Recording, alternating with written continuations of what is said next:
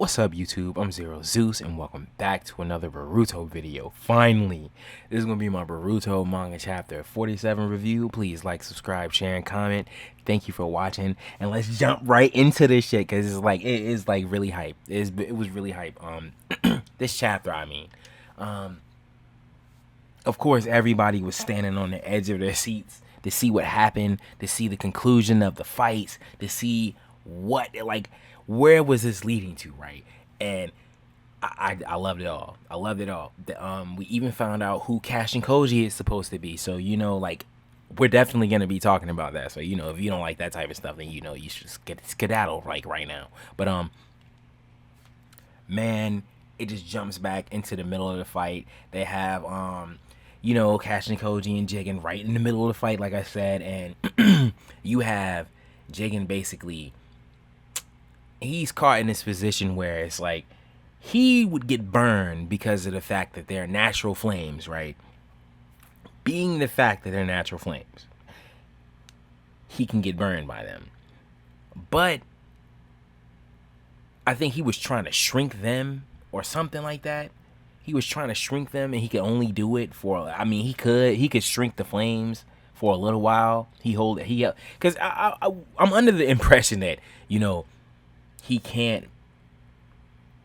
Okay. I'm getting confused. Karma is karma, and the shrinking technique, which I'm just gonna keep calling it that because I don't know what else to call it. Because the name, they specifically said the name, but I know for a fact that I cannot pronounce that, and I butcher that word in all type of ways. So it's no reason for me to even try.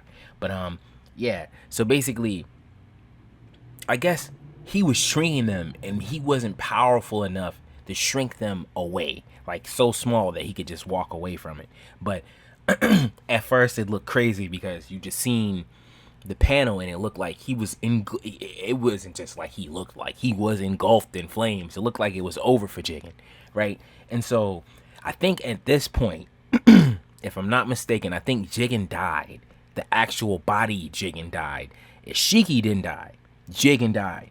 So it's basically like, okay, everybody's thinking that, like, as they're watching this conclusion come to pass, they're watching this come to pass, everybody's thinking that it's about to be over. And the whole time while they're doing it, Amato is like, he's like sending little snippets of information as we go. And it just seems to get, how can I say, like a little darker and darker and darker as it goes. Because it's just like, okay, long story short, is basically Jigen, the person Jigen died, Ishiki can still use his body, whether it was burnt, charred, or it was a corpse, or it's still usable, and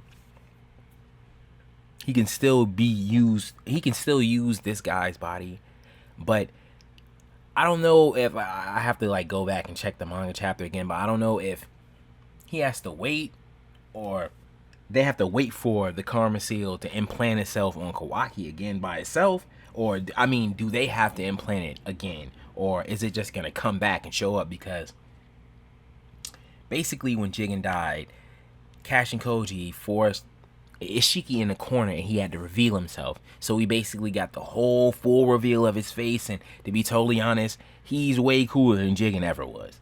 So, yeah, I was definitely happy with that. I was totally happy with that. His eyes are like crazy. His horn is a squirrel around his head. It's just like really crazy, right?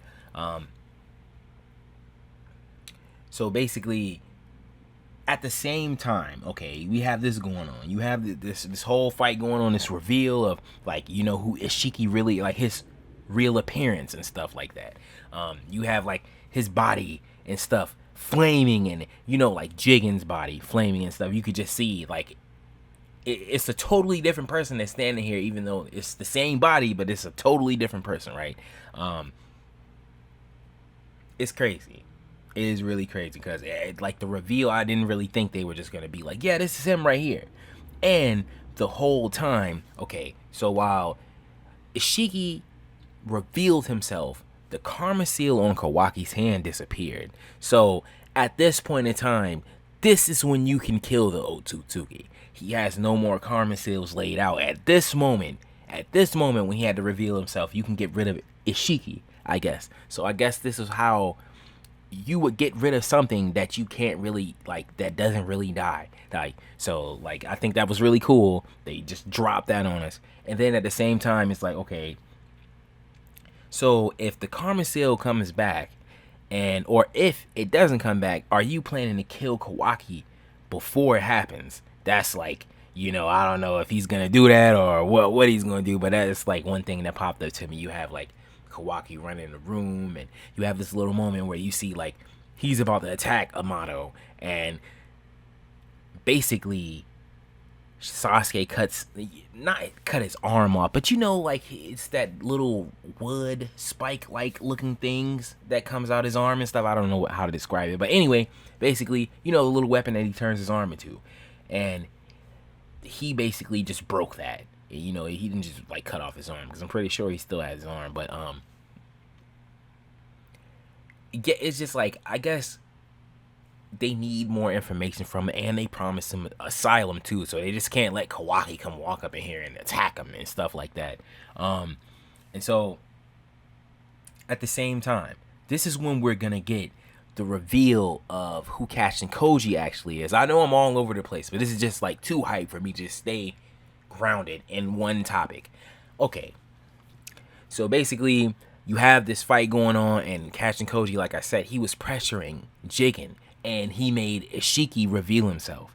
And so at this point, Amato, and he's talking to everybody, and he basically, so it was never really meant, like, it was never meant for him to make it out. Like, I never thought that he was gonna make it out. And you just kind of see like Naruto, like, so does he know that? Like, did you tell him that? Does he know that this was a suicide mission and stuff like that? And I don't think he told him that. And Amato asking Naruto, like, why are you so concerned? And it just feels like, for whatever reason, Naruto is drawn to him and stuff like that. It just like, last chapter, they show Cashin Koji. I don't know what he was doing, but he was like, dang, he put me in the mind of somebody. He puts me in the mind of somebody. He reminds me of somebody.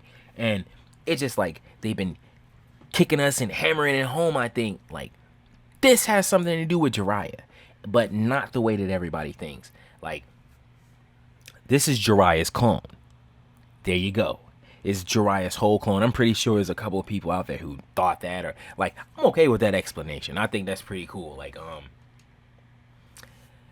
like everybody's argument always is like, if he came back, if he didn't really die, or something like that, that takes away from his sacrifice and stuff. So now he still has that, and you still have Cashin Koji. So it just basically ends on him saying, Ishiki actually telling everybody who Cashin Koji is, and him basically saying it's in your genes for you to die here. It's like kind of funny. So I really want to see what happens there. Like, I really want to see what happens. He revealed his final self, and I would love to see that.